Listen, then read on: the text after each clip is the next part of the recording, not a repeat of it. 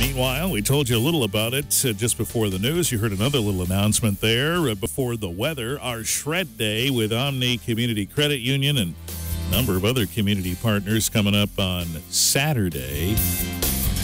That'll be at the OMNI Community Credit Union on Capitol Avenue, south of Beckley there. And so between 10 and noon, you'll be able to bring by that which you need shredded, and maybe some electronics, too. That's a new component to that this year.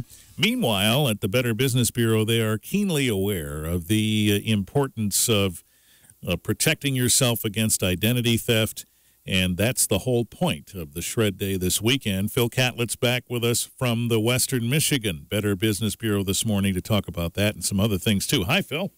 Good morning, Richard. Thank you for your time, sir. Oh, glad to be here. So is identity theft, as far as you can tell from your perspective, subsiding at all?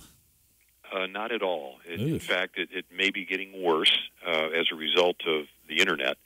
Of course, it seems to me that most of the cases that we come in contact with, particularly among people over 50, are still more inclined towards old-fashioned phone scams than they are anything else, or people ripping off credit card information physically.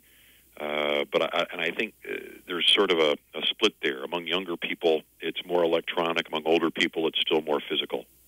Tim just had a story in the news this morning about another of those phone scams. You know, they call up and say, we're going to shut your power off unless you pay us right now, and you got to go get a gift card to do it. It's amazing. You know, we're all so emotional. There's a lot of science behind that to show that emotions rule a lot of what we do, and then we try to use logic later on to figure it all out. but you know, these phone callers can make you sad. They can make you happy. They can make you angry. They can make you fearful. And once they get your equilibrium sort of moved off center, then you end up giving more information away than you ought to be giving, and you might fall prey to some of these scams. Yeah, I think the fear part is key there, too. If they scare you into thinking that they're going to take something from you if you don't act, then you want to try and resolve that. Yeah, you do. Most of us don't like any added stress in our life, and if you think you can get rid of some stress by paying up quickly and you've got the money to do it, you might choose that path unless you know better. So the identity theft problem is not improving yet for us, but are we getting better at shredding stuff?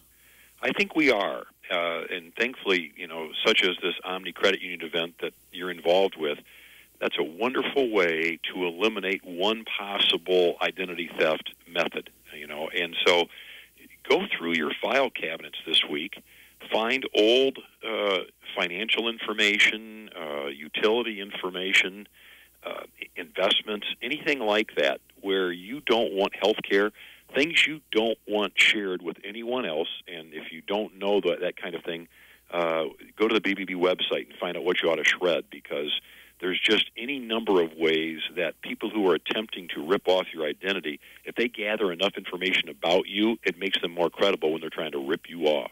And we'll talk about what some of those things are when we come back in just a minute with Phill Catlett from the Better Business Bureau of Western Michigan.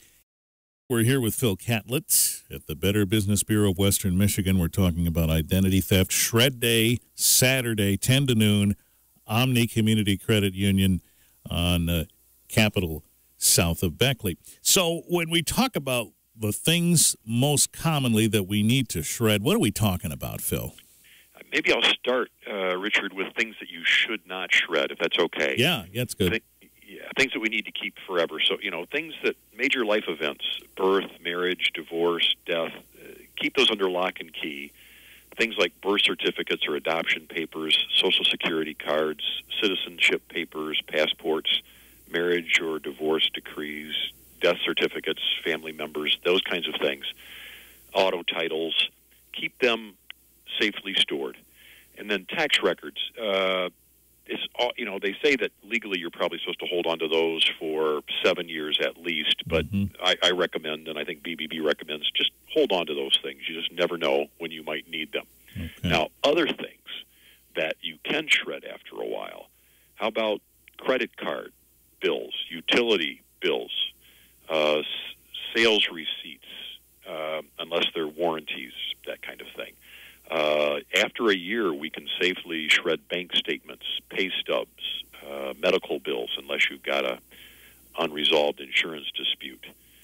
And if you just put those in a place that you know that you're going to check them once a year, and then when the shred day comes up in October, get those 2 boxes full and take them down and shred them up. Mm-hmm.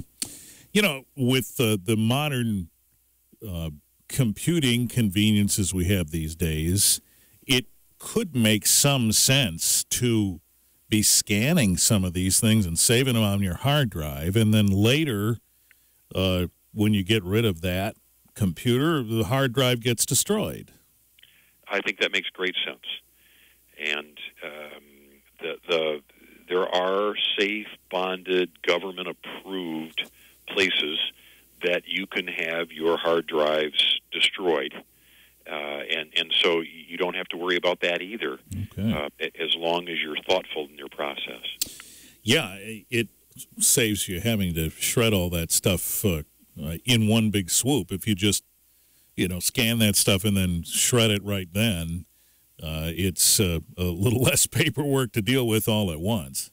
Yes, and as long as you're confident of your virus protections on that hard drive, or if you've got a portable hard drive that you're putting them on, just make sure that's in a safe spot where you're saving those documents. Do you recommend that when you do that maybe you buy a special jump drive or hard drive of some sort and then disconnect it from the computer after you've saved it there?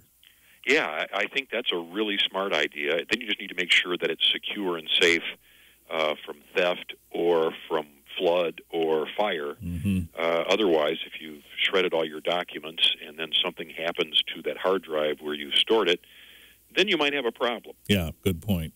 Right, you still have some precautions that you need to take with all of that. Yeah, this gets more complicated all the time. It does, but if we keep up on this, then that makes sense. Well, take this little weather break, and then maybe when we come back, we can talk a little bit about the latest scams you've been following and offer some cautionary notes there. Would love to do it. WBCK, we're here with Phill Catlett for a few more minutes from the Better Business Bureau of Western Michigan. So besides identity theft and phone calls threatening to shut your power off, what else are we dealing with out there?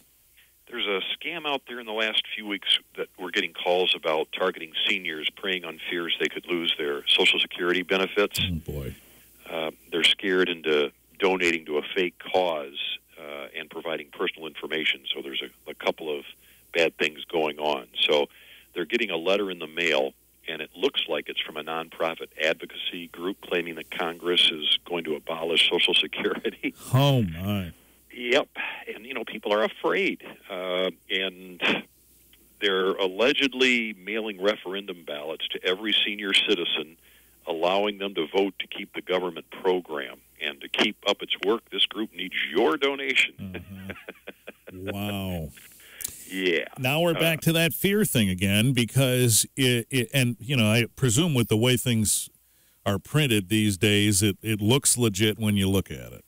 Right, and especially during election season, there's a lot of this kind of stuff going out that's sort of deceptively labeled, even from legitimate sources, like one of the political parties or the other, and they send out something that appears to be a survey or something like that, and then once you open it up, it's not a survey really at all, other than a way of getting your donation and trying to getting your emotions up to donate to their particular cause, whatever it is on either side. And then there's these campaign donation frauds that, they right now, whichever side you seem to be on in this split in our country, whichever side you're fearful of, once they get you worked up, whether they're legitimate or not, then they want your confidential personal information. Maybe you're going to give them a donation that really isn't going anywhere except to feed somebody's pocket. And so when in time, there's that uncertainty index that's going on right now, and as that rises and people's fears are raised, let's say you come from another country, you might be fearful that you or your relatives right now are under some danger, right, because some of the political conversations are going on. On the other side, we have people who are fearful that ISIS is going to come in and take over America, and what are you going to do to stop it? And so you get all these factually questionable claims being made out there, and then the next step is they try to hook you with a donation and confidential information, and money's being taken from you. You don't know how it got away from you, and then you put people in the position of maybe they're not thinking as clear as they ought to. They might be a vulnerable senior, and you can just guess what happens next. So it bears repeating the rule of thumb as it relates to your personal information, right? You just don't give it out unless you know what's happening. No, the smartest thing any one of us can do, and particularly a senior citizen, don't answer the phone if you don't recognize the phone number. Yeah. It's just that simple. We all do it. We do. And just have whoever it is leave a message, and if you want to call them back, you can. But why put yourself in that position of having to deal with who knows whom on the phone and what ridiculous claim they might be making? Mm-hmm. Speaking of all that, does the do not call list still do any good? From legitimate companies, yes. Yeah. The problem is, if you're a scammer, it does no good because you couldn't care less. And if you're calling from India or Africa or Jamaica, what do you care about the do not call list? Yeah. So the only ones that really obey the rules are legitimate companies that don't want to get into trouble with the FTC. And these other ones probably wouldn't be around long enough to be discovered by them. No. Every day we get calls about advanced fee loan scams, tax collection scams, fake websites that you make a purchase and either you don't get anything or it's really not what you thought you were buying. From businesses, there's fake invoices. There's the check you get in the mail, you've won the sweepstakes, and all you have to do is pay off the taxes in advance. These things just every day, day after day, and people keep falling for them. Wow. So use lots of caution, and if somebody is not clear about something they've received, they can call and ask you, right? They can, and we really stress, particularly if you're a senior, or if you're a millennial and you're just not that experienced yet, have someone you can trust and be willing to talk with them whenever you have a question before you give 1 ounce of information or you buy something. Talk to someone else and get some feedback to make sure you're doing the right thing. And a legitimate concern, if you were to say, let me think about this or let me get back to you, would probably allow that. It would. And if as soon as somebody's pressuring you on the phone or door-to-door, however this transaction is taking place, if they're pressuring you not to do that, what's it telling you? Yeah. Trouble. That's what it's telling you. It sure is. What's the website for the BBB, Phil? bbb.org. It's as easy as that. And you can check things out there, check the legitimacy of things, keep track of scams that might be happening, check on businesses, right? Yes, we get 1.2, 1.3 million a year at this point of people checking out specific businesses or business categories. And we get tens of thousands of people just going in for information on there's this thing called Scam Tracker that's really cool, and we invite your listeners to check it out. All right, bbb.org is it. Phill Catlett with the Better Business Bureau of Western Michigan. Thanks. We always appreciate your time. Richard, great to talk with you.